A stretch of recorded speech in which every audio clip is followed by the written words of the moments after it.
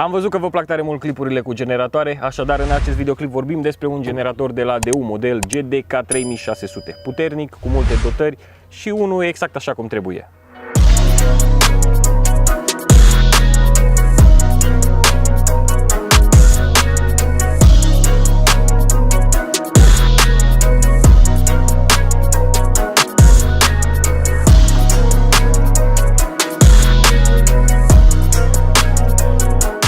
Haideți să ne uităm puțin mai de aproape la el, după care o să-i facem și câteva teste în forță, să vedem exact ce poate acest generator. Primul rând, partea din față, unde vedem câteva caracteristici tehnice, vedem butonul de start-stop pentru generator, vedem două prize de 240 de volți, voltmetru, aici o ieșire de 12 volți, butonul de comutare atunci când vrem să pornim energia electrică și aici o siguranță plus mufa de conectare la împământare. Ce mai vedem scris aici pe el? Faptul că este dotat cu AVR, adică o funcție automată care reglează voltajul, iar astfel protejăm uneltele sau ceea ce conectăm la el. Practic avem nevoie de această funcție atunci când vrem să conectăm un televizor, spre exemplu, care are nevoie de o tensiune stabilă, sau, bineînțeles, electrocasnice, chiar și corpul de iluminat cu LED, aș putea zice, care au nevoie să aibă o tensiune stabilă, bineînțeles că are și protecție la suprasarcină și este dotat cu un motor destul de puternic, 225 de centimetri cubi.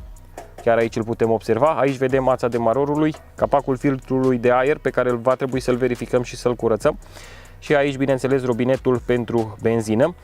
Și șocul pe care îl folosim simplu, vedem aici legenda start la stânga, run la dreapta, adică în momentul pornirii o să stea la stânga, după ce pornește îl comutăm spre dreapta. În partea de sus un rezervor mare de 15 litri, care are și indicator aici pentru nivelul de benzină din interior. Cu un rezervor plin poate să funcționeze la capacitate maximă aproximativ 8 ore. De reținut faptul că acesta se duce până la 3600 de W, dar tensiunea maximă la care el ar putea funcționa într-o stare de siguranță și fără să-l forțăm prea mult ar fi 3300 de W, așadar eu o să-l testez cu 3100, că nu am altceva să le potrivesc altfel. Și vedem că vine în set și cu roți, mânere pe care eu nu le-am mai montat. Vedem aici roțile din spate plus mânerele ce se montează aici în partea din față ca să-l putem căra mult mai ușor. Tot în pachet o să primim cablurile de 12 volți, dacă vrem să folosim 12 volți cu clești, o cheie de bujie și două ștechere pe care să le folosim dacă vrem. Bineînțeles, șuruburi și tot ce trebuie pentru montaj, dar oricum mai multe informații despre el sau dacă vreți să-l achiziționați, ați văzut deja că este un clip făcut în parteneriat cu Ialco, așadar pe linkul din descriere ajungeți pe ialco.ro, care este dealer autorizat, puteți să vedeți mai multe specificații tehnice sau chiar să îl achiziționați. Haideți să nu mai stăm prea mult pe gânduri, o să iau o menghină, îl fixez de masă, la fel cum fac cu majoritatea. După care încerc să-l pornim, avem butonul aici, îl punem în poziția 1, șocul îl tragem spre stânga, am băgat foarte puțină benzină în el pentru că este foarte greu de scos după ce termin de făcut clipul cu el, așadar sper să nu întâmpin probleme.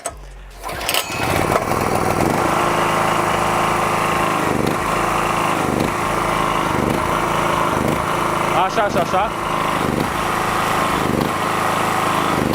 Îl mai las puțin.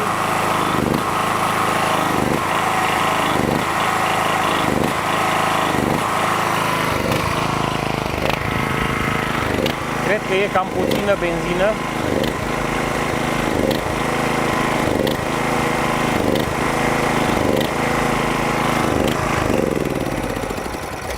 Da, este cam puțină benzină în el și de asta face așa. O să îi mai introduc câteva benzină aici în el. Am alimentat și cu benzină, dar înainte de asta am uitat să vă spun de ulei, pentru că fiind un motor în 4 timp, categoric va trebui să introducem ulei. Aici este baia de ulei.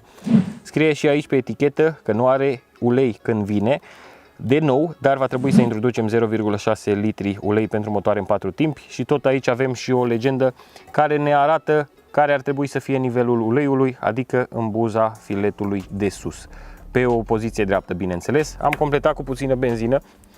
Nu l-am pornit înainte, am tras doar o dată de sfoară, astfel încât să fie amorsat. Altceva. Deci se pare că cu benzină suficientă funcționează corect.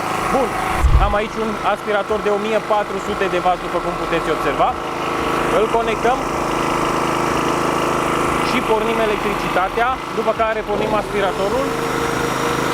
Aici se poate observa voltajul. Este undeva la 230, 240. Ok, și ca să ducem testul mai în extrem, am un polizor de 1700 de W. Îl conectez aici. Iar în momentul în care îl pornesc o să avem un consum de 3100 de W. Nici o problemă nu a avut. Hai să-l și testăm un pic.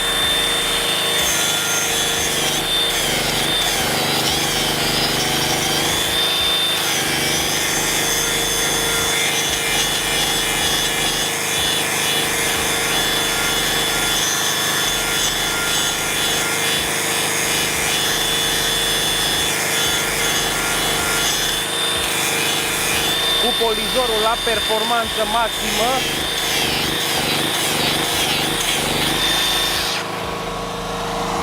Foarte ok.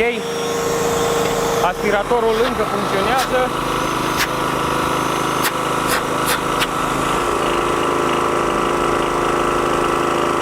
Putem observa. Hai să-l opresc că face gălăgie și nu cred că ne auzim prea bine. Am putut observa că menține foarte bine tensiunea la un consum de 3100 de W, adică aspiratorul plus polizorul. Am putut observa că și-a revenit imediat din acele trepidații, imediat ce am alimentat cu benzină a funcționat corect, rotund. La început chiar vibra puțin cam tare, dar după o scurtă utilizare ați putut observa că nu mai vibrează și funcționează destul de corect sau chiar corect, putem spune. Un lucru important este faptul ca el să stea pe o suprafață dreaptă, pentru că aici avem un senzor în baia de ulei, iar în momentul în care nu există ulei sau este întors într-o anumită poziție, el se va opri automat. Deci generatorul funcționează bine și aș putea zice că are, bineînțeles, putere foarte multă, pentru că chiar dacă am forțat polizorul unghiular, cel de 1700 de W, a trepidat puțin, dar după și-a revenit, a compensat cumva cu putere și ăsta este un semn foarte bun. Conform producătorului, durata lui de viață este estimată undeva la 1500 de ore de funcționare, deci are o durată de viață îndelungată. Este important să verificăm filtrul de aer, să-l curățăm. Este important ca după primele 5 ore de funcționare să scoatem tot uleiul afară și să băgăm un alt ulei nou, pentru că el își face cumva o curățare cu primul ulei, după care la 25 de ore, 30 de ore de funcționare să înlocuim uleiul. Așadar, dacă vreți să aflați mai multe informații despre el, știți deja că în descrierea clipului găsiți un link către magazinul online ialco.ro, care este și distribuitor autorizat. Bineînțeles că aștept părerea voastră jos în secțiunea de comentarii, să-mi spuneți cum vi se pare acest generator sau ce generatoare folosiți voi. Iar dacă v-a plăcut acest clip, nu uitați de like, share și să vă abonați la acest canal, pentru că este gratuit. Eu sunt David și până data viitoare, vă salut!